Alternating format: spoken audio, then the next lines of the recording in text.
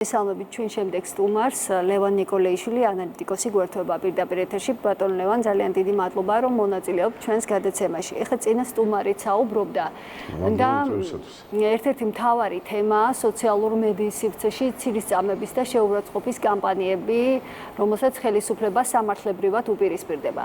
სასამართლოში დღეს დაბარებულები არიან ამ პოსტების ავტორები, მათი ნაწილი პროცესი არ გამოცხადდა, ნაწილი ნახეთ რომ გამოცხადდა და ზოგადად საკმაოდ ისეთი დაძაბული ვითარება იყო სასამართლო პროცესზე, სასამართლო დარბაზებთან. როგორ განვითარება ექნება, როგორ ფიქრობთ ამ პროცესს და რამდენად მოხდება ამ სამართლებრივი მეთოდების დაპირისპირებით მსგავსი ზიზღის ენის აკრძალვა, როგორ ფიქრობთ? ზოგადად სამართლებრივი რეგულაციები, რა თქმა უნდა, ემსახურება იმას, რომ ადამიანებმა მიიღონ ის წესები, რაც არის დაწესებული სახელმწიფოს მიერ იმისათვის, რომ წესრიგი იყოს. წესრიგის ერთ-ერთი მთავარი გამოვლენა არის ადამიანების ურთიერთობა, თუ როგორ ცემენ ისინი ერთმანეთს პატივს და შესაბამისად კანონებსაც.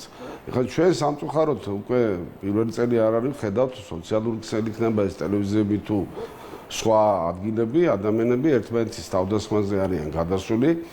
დავარქვათ ვითომ პოლიტიკური, ასე ვთქვათ, მიზეზებიდან გამომდინარე, მაგრამ როდესაც ზღვარს წინდება და ადამიანურ რაღაც ურთიერთობებს წინდება ეს ყველაფერი, რა თქმა უნდა, კარგი სანახავი არ არის, ეს ლამაზად არ ჩანს.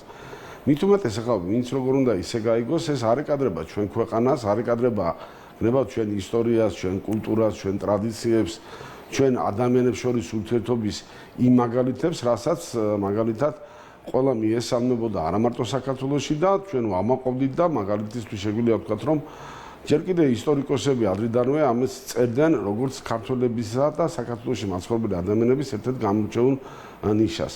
აქედან გამომდინარე ჩვენ ამას უნდა მივაქციოთ ყურადღება და არ შეიძლება რაღაც პოლიტიკური თუ რაღაც განსხვავებული აზრის გამო ადამიანებმა ერთმანეთს გინება დაუწყონ, შეურაცხყოფა მიაყენონ, ერთმანეთი ლანძღონ იმისათვის რომ თითქოს ამითი რაღაცა უპირატესობა მოიპოვონ. ეს მიუღებელი არის და დამეწუნეთ რომ ძალაც თუ ისე ლამაზად ჩანს საზოგადოებაში და რეალურად საზოგადოების ძალიან დიდ ნაწილს ეს ყველაფერი არ მოწონს.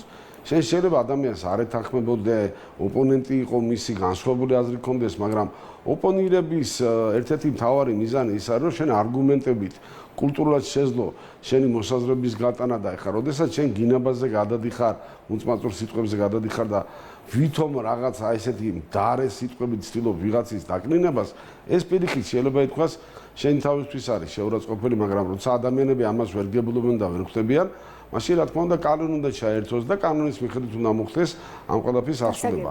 ჩვენ გვახსოვს რომ ბევრი რამე იყო ისეთი რაც არ მოწონდათ ადამიანებს, მაგრამ სწორედ კანონმა აიძულა ისინი დამორჩილებოდნენ და დღესდღეობით გვაქვს ჩვენ ვთქვათ ისეთი მინიმალური ვთქვათ შედარებას გავაკეთებთ ვთქვათ საგზაო მოძრაობის წესები, როდესაც ვთქვათ ზებრაზე მანქანები ჩერდება და ქვეითებს აძლევენ საშუალებას რომ გადავიდნენ. ეს ნორმალური პროცესი არის, მაგრამ კანონით როცა არ იყო ეს არეგულირებული, ხო ერთმანეთს ადამიანები ასრებდნენ და შეიძლება ითქვას რაღაც ქაოსი იწყებოდა.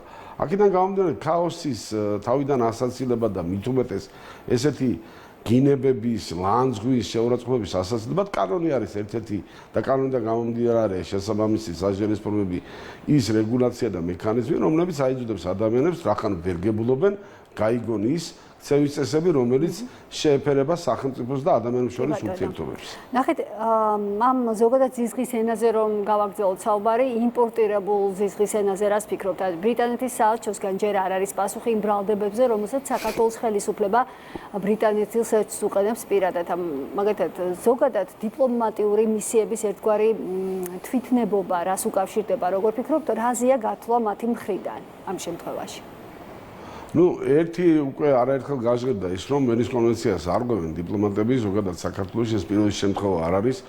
მეორე ხშირ შემთხვევაში დიპლომატები რატომღაც ფიქრობენ იმას, რომ მათ აქვთ უფლება ჩაერიონ სუვერენული ქვეყნის შიდა საქმეებში და მხარი დაუჭერონ, თქვათ, ვიღაც რადიკალებს იმისათვის, რომ აქ შეიქმნას ის რევოლუციური ფონი ან არეულობის რაღაცა სურათი იმისათვის, რომ ხელისუფლება შეიცვალოს. ხელისუფლების შეცვლისათვის არსებობს ერთადერთი გზა, ეს არის არჩევნები.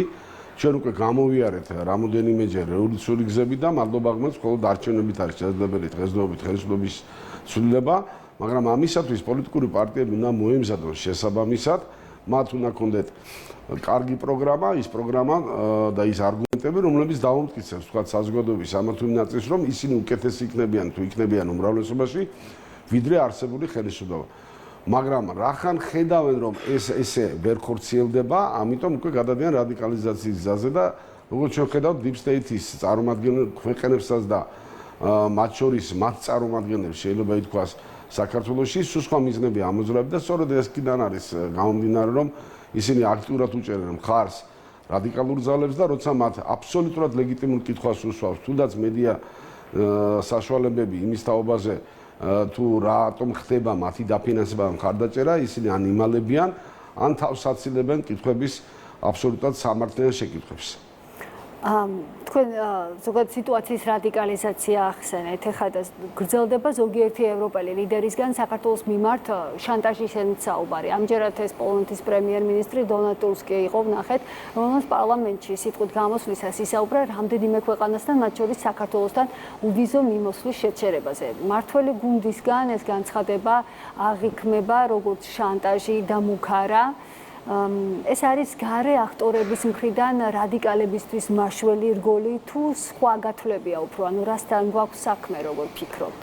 მაშველი რგოლიც არის, ვინაიდან რადიკალებს ადამიანებს, რომელსაც უკვე ხელი რამოდენიმეჯერ მოეცარათ თავიანთი ეს რახვების ასასრულებლად, უკვე ნებისმიერი ხავსზე ჩაჭიდება მათთვის სასიამოვნო არის და ნებისმიერი მაშველი რგოლი მათთვის დამხმარე არის, მაგრამ რეალობას ეს არ შეეფერება, ვინაიდან ამით არაფერი არ კეთება. ხა რაც შეეხება თვითონ პოლონეთის პრემიერ-მინისტრს, ცოტა არ იყოს და გაოცებულს კი დავრჩი, ვინაიდან ის გამოდიოდა თავის ქვეყნის პარლამენტის წინაშე და რეალურად მას უნდა ესაუბრა იმ საკითხებზე, რაც არის აქტუალური პოლონეთისათვის პირველ რიგში და გნებავთ ევროკავშირისათვის და რატომღაც მან როგორც ჩანს გადაწყვიტა, რომ ერთგვარი პოპულიზმით შემოიტანა და პოლიტიკური რაღაც კეკლუცობას მიმართა იმას დაკავშირებით, რომ თითქოს და მას გააჩნია რაიმე სახის პირადად მას ბერკეტი იმისათვის, რომ საქართველოს შეუჩეროს ვიზა ლიბერალიზაცია.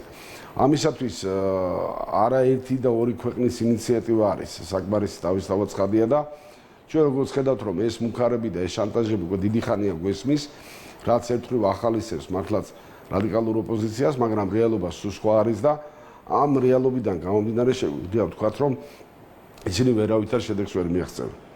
ძალიან დიდი მადლობა. ვიმედოვნებ, რომ ბუნებრივია ტუსკის ეს ნათქვამი ვერასოდეს ვერ გახორციელდება. მე კი ამით უკვე გემშვიდობებით ჩვენს ეთერში საუბრობდა ლევან ნიკოლაიშვილი, ანალიტიკოსი.